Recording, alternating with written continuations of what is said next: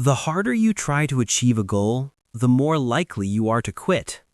Sound backwards? Here's what's happening. Every time you rely on willpower, discipline, or staying motivated, you're fighting against your own brain. But there's a small group of people whose brains don't work this way. They don't need willpower. They don't need discipline. They have something else entirely, and it's not what you think. Most people approach goals the same way. Set a target, make a plan, use willpower to push through. And it works for about 3 weeks. Psychologist Roy Baumeister called this ego depletion. Willpower is a finite battery. Every time you force yourself to do something you hate, you drain the tank. That's why 95% of New Year's resolutions fail by February. You blame yourself. You think, I just need more discipline. But you're not the problem. You were just using the wrong fuel. Because there's a group of people who never run out of this battery. They hit their goals consistently, almost effortlessly. Most people think they just found their passion. Wrong. Let me show you why that's the problem.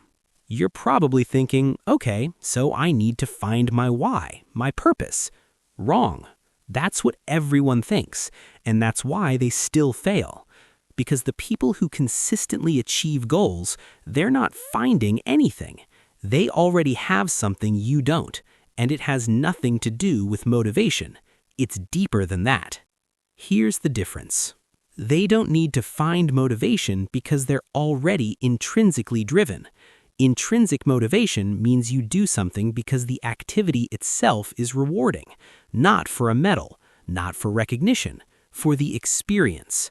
Psychologists Edward Deci and Richard Ryan spent decades studying this.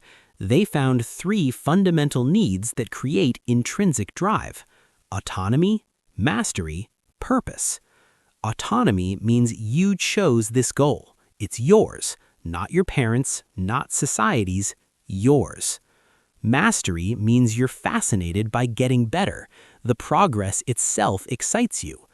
Purpose means it connects to something you actually care about. Here's the contrast. Extrinsic motivation sounds like, I want to lose weight so people will find me attractive. This is pure spectator behavior. You are performing for an audience. Intrinsic motivation sounds like, I want to see what my body is capable of. This is high agency. You are exploring for yourself. The test is simple. What would you still do even if no one would ever know you did it? That's your intrinsic drive. And here's the biology. Intrinsic motivation triggers entirely different dopamine patterns in your brain. Harvard researcher Teresa Amabile studied thousands of work diaries and discovered the progress principle. Small progress is the single biggest human motivator. Not big wins, not recognition, just steady forward movement. Here's why consistent achievers don't quit. Extrinsic motivation gives you one dopamine hit at the very end, if you make it. Intrinsic motivation gives you dopamine hits throughout the entire journey. Every small win refuels you. You're not gambling on one big payoff. You're getting rewarded every single day. The journey itself becomes the reward. This is why they don't burn out. They're not fighting their brain. They're working with it. So, how do you shift from extrinsic to intrinsic? You don't create intrinsic motivation, you remove what's blocking it. First question, is this your goal or a borrowed goal? Most people are carrying goals that aren't theirs. Society's expectations, Instagram's version of success. Drop them.